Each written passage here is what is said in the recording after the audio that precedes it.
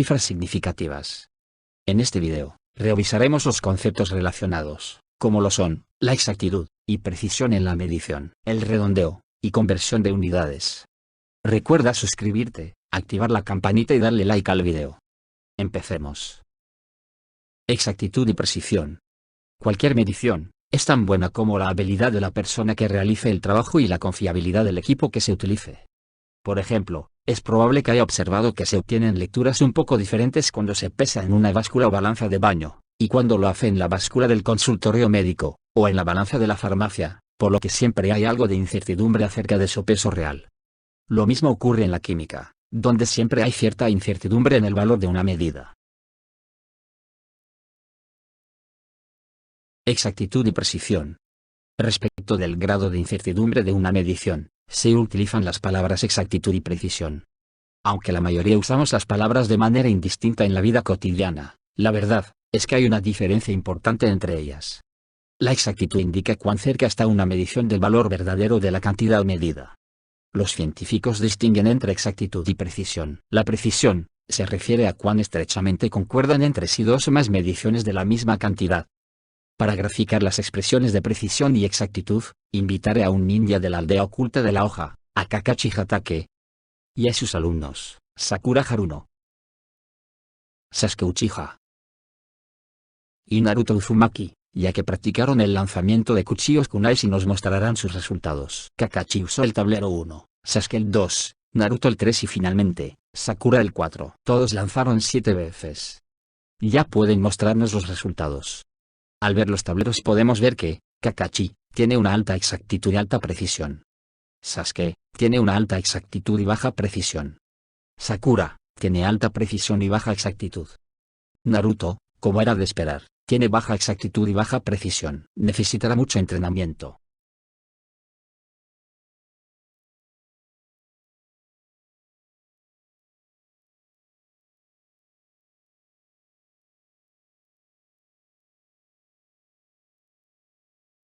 La diferencia entre exactitud y precisión es sutil a la vez que importante. Por ejemplo, supongamos que se le pide a 3 estudiantes determinar la masa de una pieza de alambre de cobre. Los resultados de 2 pesadas sucesivas por cada estudiante se muestran en la siguiente figura. La masa verdadera del alambre es 2,000 gramos. Por ende, los resultados del estudiante B son más precisos que los del estudiante A, ya que 1,972 gramos y 1,968 gramos se desvían menos de 1,970 gramos, que 1,964 gramos, y 1,978 gramos, de 1,971 gramos, pero ninguno de los conjuntos de resultados es muy exacto. Los resultados del estudiante C no solo son los más precisos, sino también los más exactos, ya que el valor promedio es más cercano al valor verdadero. Las mediciones muy exactas también suelen ser muy precisas. Por otra parte, las mediciones muy precisas no garantizan necesariamente resultados exactos. A manera de ejemplo, una cinta métrica calibrada inadecuadamente, o una balanza defectuosa, pueden brindar valores precisos pero erróneos. Cifras significativas. El número total de dígitos registrados para una medición se denomina número de cifras significativas de la medición. Por ejemplo, la masa de una pelota de tenis, según se determinó con la balanza de un solo platillo, es 54.4 g. Tiene 3 cifras significativas, mientras que en la que se obtuvo con la balanza analítica es 54.4418 g. Hay 6 cifras significativas. Todos los dígitos, excepto el último, son ciertos. El dígito final es una estimación y, por lo general, se acepta que tiene un error de más o menos 1. Por lo regular, calcular el número de cifras significativas en una medición es fácil, aunque llega a ser problemático si se presentan ceros. Considere las 4 cantidades siguientes. 4.803 centímetros. Tiene 4 cifras significativas: 4, 8, 0, 3, 0.00661 gramos. Tiene 3 cifras significativas: 6, 6, 1, 55.220 Kelvin. Tiene 5 cifras significativas: 5, 5, 2, 2, 0, 34.200 metros. Tiene cualquiera de 3, 3, 4, 2, a 5, 3, 4, 2, 0, 0, cifras significativas. Las siguientes reglas cubren las diferentes situaciones que pueden presentarse. 1. Los ceros en medio de un número. son como cualquier otro dígito, siempre son cifras significativas. Así, 4.803 centímetros tiene 4 cifras significativas. 2.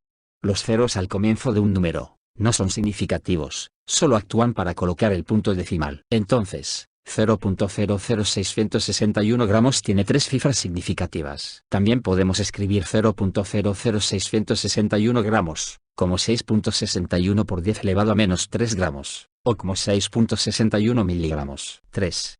Los ceros al final de un número, y después del punto decimal, siempre son significativos. La suposición es que esos ceros no se escribirían al menos que fueran significativos. Así, 55.220 Kelvin tiene 5 cifras significativas. Si el valor se conociera solo con 4 cifras significativas, se escribiría 55.22 K.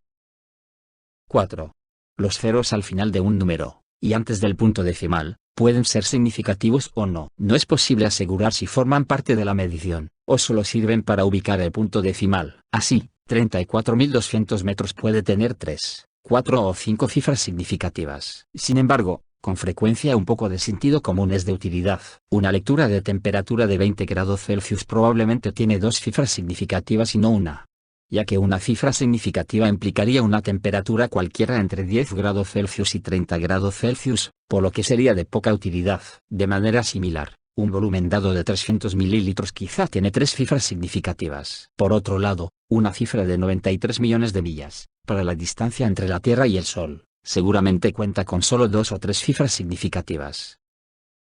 La cuarta regla muestra por qué es preferible escribir números en notación científica que en notación ordinaria. Al hacerlo así, es posible indicar el número de cifras significativas. Entonces, si el número 34.200 se escribe como 3.42 por 10 elevado a 4, nos indica que tiene 3 cifras significativas, pero si se escribe como 3.4200 por 10 elevado a 4, significaría que son 5 las cifras significativas. Otro comentario importante sobre las cifras significativas: ciertos números, como los que se obtienen al contar objetos, son exactos y tienen, en efecto, un número infinito de cifras significativas. Los días de la semana son exactamente 7, no 6.9 o 7.0 o 7.1, y un pie tiene exactamente 12 pulgadas, no 11.9 ni 12.0 o 12.1. Además, la potencia de 10 que se emplea en la notación científica es un número exacto, es decir, el número 10 elevado a 3 es exacto, pero en el número 1 por 10 elevado a 3, solo hay una cifra significativa. Redondeo de números. Con frecuencia, ocurre en particular cuando se hacen operaciones aritméticas con una calculadora, que cierta cantidad parece tener más cifras significativas de las que en realidad se justifican. Por ejemplo, si el encargado de los X-Files, Fox Mulder, calculara el consumo de gasolina de su automóvil a partir de una pregunta que le realiza a su compañera Dana Scully. Mulder pregunta: «Oye Scully, llevamos 278 millas recorridas, ¿cuántos galones de combustibles hemos ocupado?». Scully responde: 11.70 galones. Mulder saca la calculadora de la guantera y realiza la siguiente operación. Divide las 278 millas por los 11.70 galones. Mulder dice: «Scully, el auto tiene un consumo de 27.760684 millas por galón». Scully responde: «Mulder, la respuesta en la calculadora de bolsillo consta de 8 dígitos. En realidad la medición no es tan precisa como parece. Una respuesta es precisa con solo 3 cifras significativas y debe redondearse para quedar como 23.8 millas por galón, donde se han eliminado todas las cifras no significativas».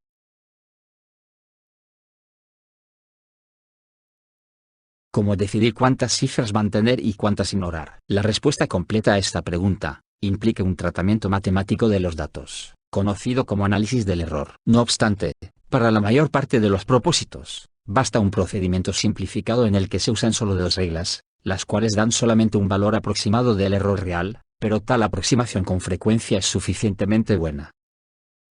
1.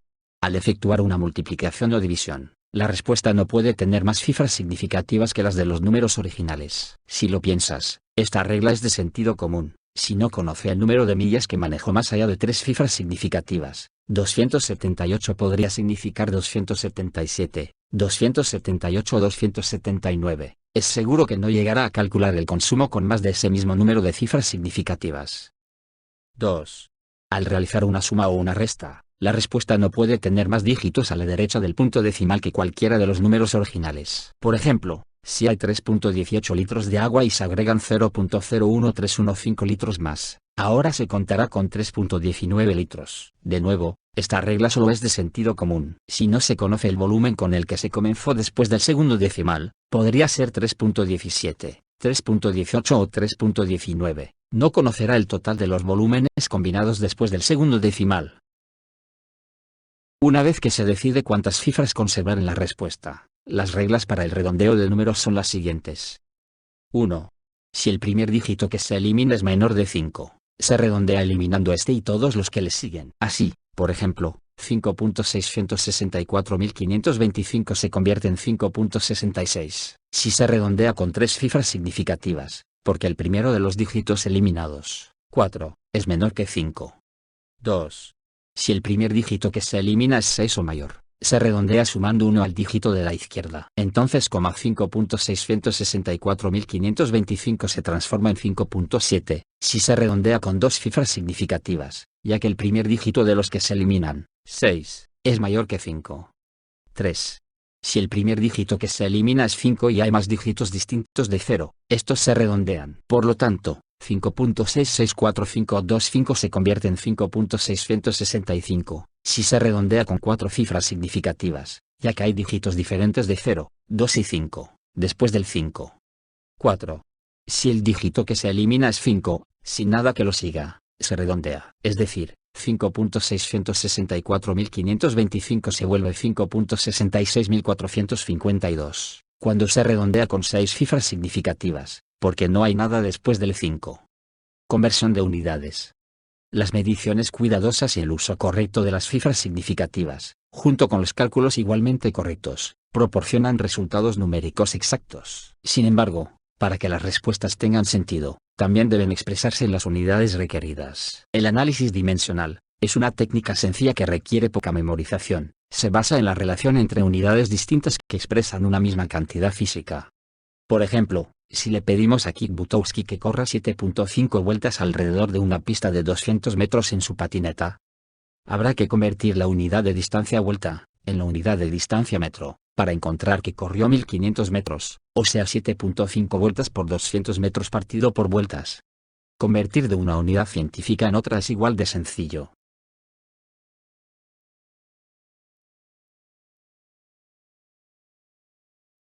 La forma más sencilla de hacer cálculos que implican unidades diferentes es utilizar el método de análisis dimensional. Con este método, una cantidad descrita con ciertas unidades se convierte en una cantidad equivalente con distintas unidades por medio de un factor de conversión que expresa la relación entre unidades.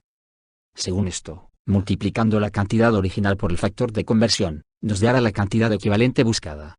Por ejemplo, se sabe que un metro es igual a 39.37 pulgadas. Esta relación se escribe como fracción para plantearla en forma de factor de conversión, ya sea en metros por pulgada o en pulgadas por metro. Observe que este y otros factores de conversión, en efecto, son iguales a 1, porque la cantidad colocada arriba de la línea de la división, numerador, es equivalente en valor a la que está debajo de ella, denominador. Es decir, multiplicar por un factor de conversión, es equivalente a multiplicar por 1. De manera que no cambia el valor de la cantidad. La clave del método del análisis dimensional, para resolver problemas es que las unidades son tratadas como números, por lo que se pueden multiplicar y dividir igual que los números. Cuando se intenta resolver un problema, la idea es plantear una ecuación de manera que las unidades no deseadas se cancelen, y queden solo las que se quiere obtener. Por lo general es mejor comenzar por escribir lo que se conoce, para luego manipular esa cantidad conocida. Por ejemplo, si sabe que su estatura es de 69.5 pulgadas y la quiere convertir a metros, puede escribir la estatura en pulgadas y plantear una ecuación, multiplicando la estatura por el factor de conversión en metros por pulgada. La unidad in se cancela en el lado izquierdo de la ecuación, porque aparece tanto arriba como abajo de la línea de división. La única unidad que permanece es m. El método del análisis dimensional brinda la respuesta correcta solo si la ecuación se plantea de manera que se cancelen las unidades que no se desean. Si la ecuación se plantea de otra manera, las unidades no se cancelarán en forma apropiada y no se obtendrá la respuesta correcta. Por lo tanto, si multiplicara su estatura en pulgadas por el factor de conversión incorrecto de pulgadas por metro, obtendría una respuesta incorrecta, expresada en unidades carentes de significado. En ocasiones, los problemas parecen complicados, pero por lo general las dificultades se sortean si se analiza el problema en forma apropiada. Identifique la información que se proporciona, incluidas las unidades. Identifique la información que se necesita en la respuesta, incluidas las unidades. Encuentre una relación entre la información conocida y la respuesta desconocida. Luego planee la estrategia para llegar de una a otra. Resuelva el problema. Haga una estimación gruesa para asegurarse de que la respuesta que se calculó es correcta. Hasta acá dejamos este video. Recuerda suscribirte, activar la campanita, y darle like al video. Comparte para que este video pueda llegar a más personas. Hasta la próxima.